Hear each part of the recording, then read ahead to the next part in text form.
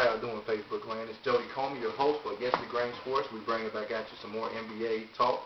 That's a hot topic right now because, of course, it's the NBA season. The playoffs are in full bloom. But we're going to go ahead and talk about a few other things that we want to talk about as far as top players in the game, last-second shots. Well, I'm going to go ahead and hold up with that. I'm going to bring Gerard, NBA analyst J. Kane McCain on. How you doing? Hey, what's going on, Joe? What's going on? Have a seat here. You know, I was telling the audience before you came on, we want to talk about some of the top players in the game because it's not the top players in the game that was at the beginning of the season. I don't think is now. Right. Like MVP, like I said, it could be Derrick Rose right now. It should be Derrick. And if it's not Derrick Rose, he's ripped. I don't know who else that should get it. But you got to look at the numbers. LeBron James basically put up the same numbers he put up last year. Yeah, but he's not an MVP candidate. He's not wielding his team into wins. Well, since we brought that up, let's go ahead and start with that. Since LeBron James had went to the Miami Heat, he's putting up the same exact numbers that he did in Cleveland. But does he ever win an MVP again because he's on a team with two other All-Star caliber top 10 players in the game? I think for him to win another MVP, it would have to be because Dwayne Wade or Chris Bosh went down and some of those intangible stats go up as far as rebounds and assists. But I think when you look at his number, they pretty much have plateaued. I mean, the guys give you still 27 points a game. They give you 7 rebounds, 7 assists, stuff that has not been done. But those rebounds would have to go up to at least 12 or 13. He go to 12 or 13 rebounds. That's MVP. But he won MVP with less numbers. But I think Derrick Rose definitely will win it. I think he had one of the premier seasons at the point. I think he had his breakout year. He's only in his third year. He went and he improved his jump shot. And that's something that a lot of young players don't do. They think they're good enough at a certain aspect, but he went and made his jump shot better, and he still said he has still some room to grow. But speaking of how the game had changed this season with different teams, Carmelo going to the Knicks and things of that nature, who is your top 5 players in the game? I'm going to have to go Derrick Rose, number 1. I'm going to have to go Kevin Durant, number 2. Number 3, I'm going to have to go with Rajon Rondo, man. Wow. I mean, he gets the job done, man. Wow. He gets the job done. Now, you don't have to say player. I said it during the season. I'm talking about during the season, too, man. He helps his team win. Number 4, we got to throw LeBron in there. Okay. LeBron, he's a top 5 player. And then Dwayne Wade is a top 5 player. I seen your list didn't have Kobe Bryant on the list. No. Why is that?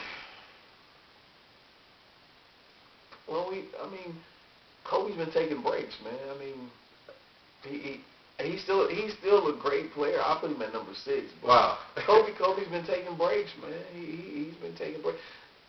But, now that I think about it, I kind of would put Kobe in front of Dwayne because I had to think about what Dwayne was doing, and Dwayne Wade had up and down numbers.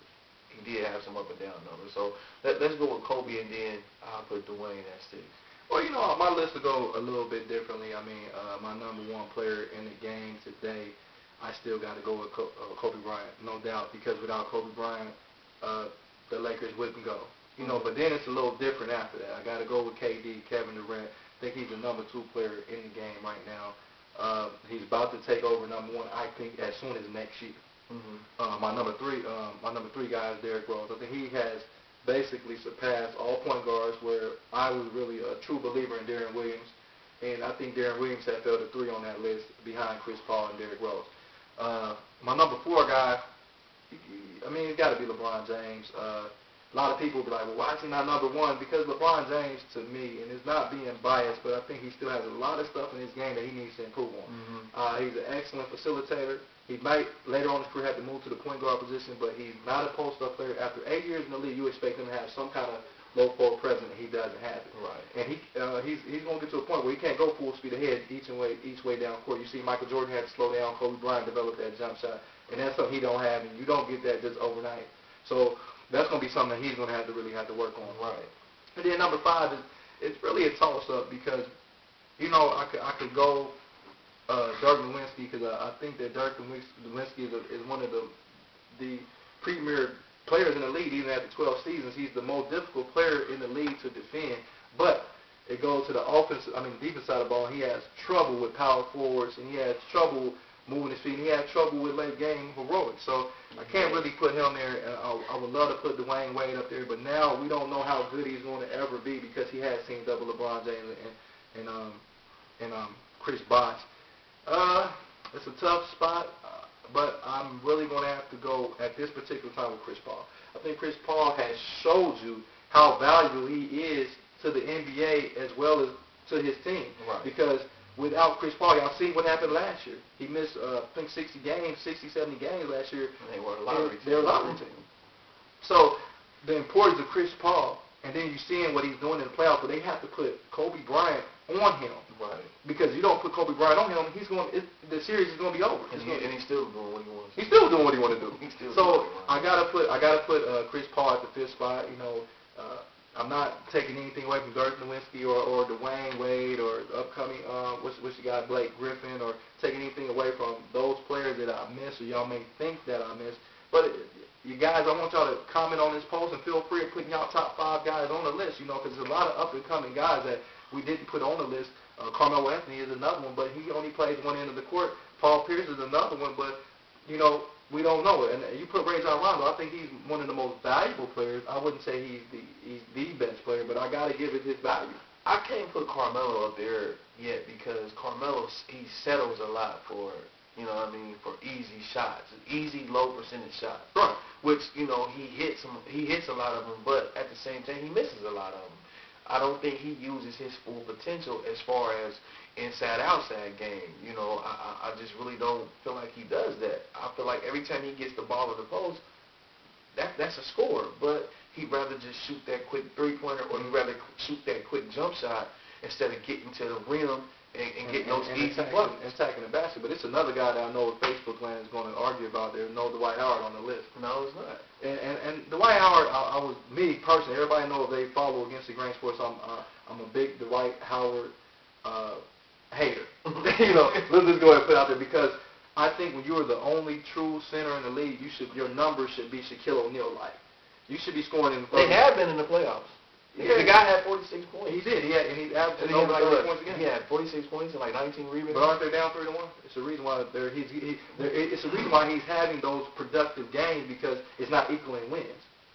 It's because now when he's taking those shots, he's not getting everybody else involved in the game, and I think that's what was so key. But Shaquille O'Neal during his heyday, and since he want to be the man of steel, he wants to be Superman. You want to take a man's name that's still not even out of the league yet. Mm-hmm. I'm going to compare you to him, right? Especially at that age, because Shaquille O'Neal was able to do that with great players on his team and still put up 30 points a game, even with a Kobe Bryant on his team. But Shaquille was a pretty good passer at the same time too, and Shaquille was pretty unselfish to the point to where, yeah, if he's got a smaller man on him, he's gonna take him. But once that double team came, he was able to kick it out. And not to mention, he won. I mean, the guy has 4 championships, and Dwight Howard still has 0. So that's where that goes. But we're going to kind of switch gears, and this is another thing that I was seeing the playoffs and seeing late game heroics, and a lot of the guys that's hitting these late game shots are not our superstar players. You know, you had Jared Jack hitting the late game shot. We had Lou Williams for Philadelphia, but none of these names are popping up like your LeBron James, your Derrick Rose, your Kevin Durant. We're not hearing those names when we hear late second shots. Jamal Crawford hit the one in Atlanta. Why are we not hearing a lot about these superstars making these last second shots? I don't know, man. I think some of these guys that's hitting these shots, man, they want it more, man. They relishing for that moment. You know, you can see the intensity as they're playing, to where it's like, okay, when that last shot comes up, if I got the ball, I'm gonna take it and pretty much I'm gonna make it. You know. Do you think a lot of the stars outside of your LeBron, not LeBron James, because I think he wants to take a shot. I think he has the desire to be the late game guy, but he just doesn't have it at this point in time in his career. And of course, Kobe Bryant wants it. I don't care if he got 3 people, he's going to take a shot. Right. Do you think that it boils down to just right now deferring because the lack of heart in the game today? I think it's always a lack of heart when, you know, the game is on the line and you're supposed to be the best player on the team and you don't get the ball, you know, and you don't even demand the ball. Right. Like, you know, I've watched games where, you know, superstars, they demand the ball. They go get the ball from whoever has the ball. And I think that makes it great. Let's go back to, was it 95 when Phil Jackson designed to play for Tony Kukoc. Tony Kukoc. Scottie Pippen was like, look, it's my team now. Michael Jordan's not here, Why is the shot not going to me? Now, I think it was a childish move for him not coming off the bench. Right. But that's the ego that you want out of these players. I want my best player to be like, look, no disrespect, but I need that ball because I can make this shot. And I don't see that out of a lot of players today. Right. Outside of your Kobe Bryant, there's a lot of guys that we call superstars, like Kevin Durant, which I think is a superstar in the making. But I don't see him want to take that last shot. Not even just the last shot, Joey. Even wanting the ball down the stretch. I see a lot of players that's running from the ball. One of my favorite players on the Knicks, Amari Stoudemire, he runs from the ball a lot. When guys are being aggressive, they will not let that ball go in the offensive set without touching their hands. Well, let me get it. Give me your top 3 closers in the game. Right now? The NBA closers. Who are your top 3 in the game today? Number 1 is Kobe Bryant. Okay. Nobody's going to argue that. I'm going to say Kobe Bryant. I'm going to have to say Carmelo because he's hit the most game-winning shots this year in the league. Okay. And then I have to say I've seen Kevin Durant hit some shots to win games. Well, like I said, mine will be a little different. I mean, the top is going to be Kobe Bryant is the absolute guy, is the killer. My number 2 guy has to be Ray Allen. I think Ray Allen has showed that he can hit that shot. But then my number 3 closer has to be my guy, Manu Ginobili. I think he's a guy that really relishes and takes and wants to take that big shot. Not to take anything away from Derek Fisher, but I think he's one of those guys. Derek Fisher would be a guy that if I was doing the top 5, I think would be around it. They want to take and make that big shot. But let's go a little bit further. Let's go with a lot of you guys out here a lot older, or younger or whatever. Let's do a history lesson. Give me some of your best closers of all time. That, not top 5 yet, but who are some of the guys that come to mind when we talk about taking the last shot? Man, we got to go with Michael Jordan, number 1. We have to go. It will be a toss-up between Isaiah Thomas and Magic and Bird. Those guys were guys that got the ball at the end of the game. They did, and they demanded the ball. They demanded the ball, and they also facilitated whatever play was supposed to be drawn out for whoever the play was drawn out for.